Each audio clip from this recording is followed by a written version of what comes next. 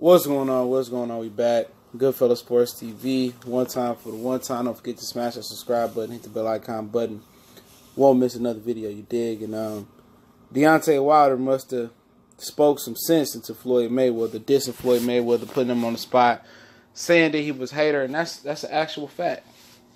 That now Floyd Mayweather is going out his way to help promote the Charlo twins. He showed up at their media workout yesterday. And I wonder, did Jermell Charlo keep that same energy when he was calling out Floyd Mayweather? Now, I guarantee you didn't. He was just appreciative that Floyd came out to support them because, you know, they ain't what's popping right now. And it'd be nice for Floyd to push for Jamal versus Canelo. I don't know if he said that, but he came to their media workout, and that's good. We need more OGs in the boxing game supporting each other, okay? I don't know if the Christmas spirit or Deontay Wilder is lifting the coon spirit up out these fighters. You got Bernard Hopkins going out there saying he thought Deontay Wilder won. You got Floyd Mayweather, going to support fighters that's not even on his promotional stable. And he's not on the promotion for December 22nd PBC card. It's TG Beats Promotions and somebody else. I don't recognize the emblem. But on this poster, this does have TMT, but this is just the media workout. And maybe Floyd was just in Houston. Maybe Al asked him to do it. But the Charlo twins could definitely use a push of Floyd Mayweather, especially Jamal, when it comes to Canelo Alvarez. You know what I'm saying? I think that's imperative. If Floyd is really going to start getting behind fighters, and really start acting like he wants fighters to succeed in the PBC, that's positive. Then that means he's really retired. And that's a great thing for the sport of boxing. That's an excellent thing for the sport of boxing, man. And that's an excellent thing for the young fighters coming up, the young black fighters, the white fighters, the Mexican fighters. If Floyd can really become like what Lennox Lewis is doing for heavyweights, if Floyd can become that for like PBC, that's good. And it probably hit his soul that people was basically calling him buck dancer. People said he was a hater.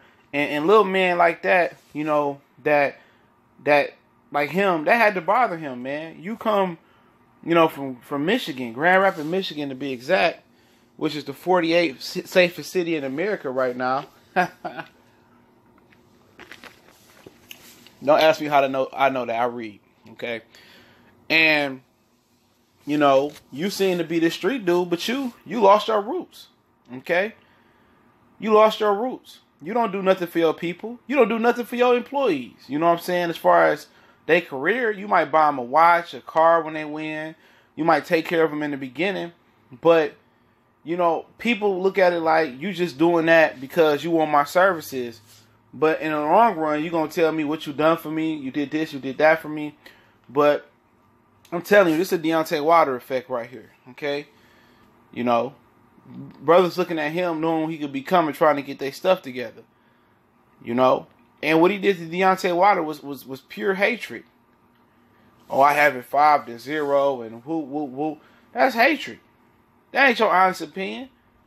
That's your opinion because you bet on the fight. That's your opinion because, your opinion don't hold, you're not, how can I say it? You're not calling it down the middle when it comes to Wilder. Obviously, you wanted to push Wilder off the December 1st fight date. He couldn't do it. And now he was hating on him, trying to piss on his parade, but it only made Wilder bigger. Whatever don't kill you, make you stronger. But I ain't gonna lie, the Charlos can use the help of Floyd all the way around. They need him all the way around the board when it comes to getting these fights. They do. Especially when it comes to getting Canelo Alvarez. Floyd can be the voice of that. Because Jamal, he calling them out, but he don't know what he doing, bro. I'm sorry. They don't know what they doing when they come to calling these fighters out. They don't.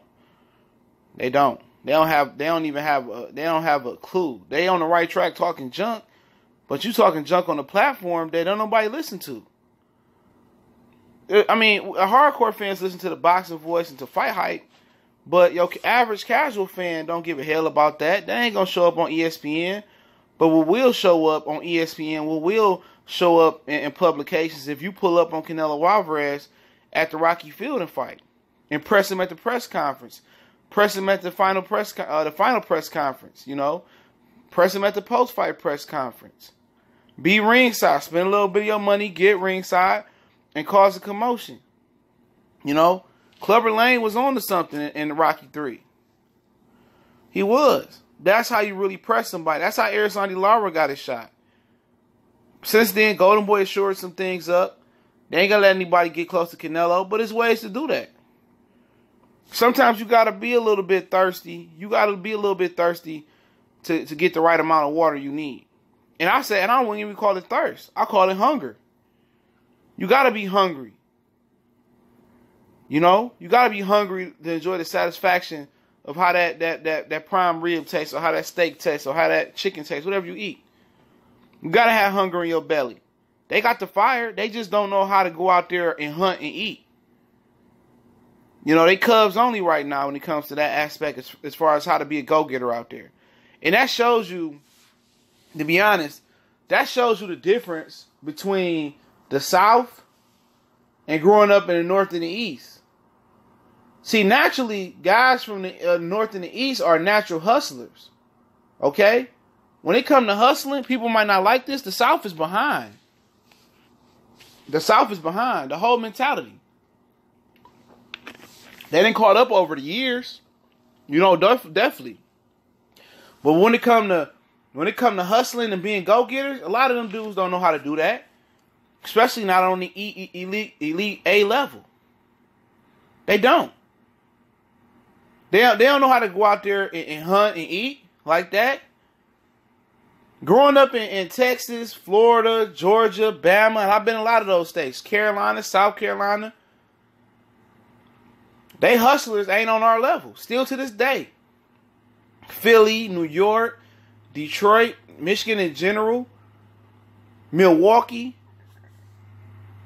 some of the players in Ohio, you know what I'm saying? All up that Midwest to the East Coast, man.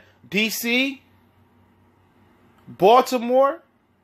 Dog, them dudes is that we ambitious. We a different type of hustler. You know what I'm saying?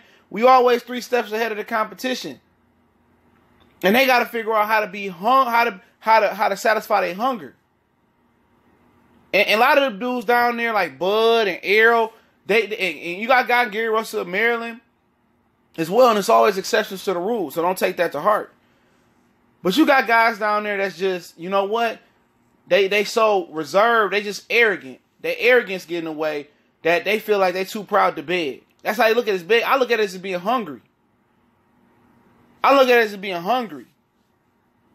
You ain't begging. You going to hunt and feed your family and feed your hunger to go get those fights. You got to pull up on Canelo. If it's meeting him at the Madison Square Garden door before you go do the final press conference, what's going on?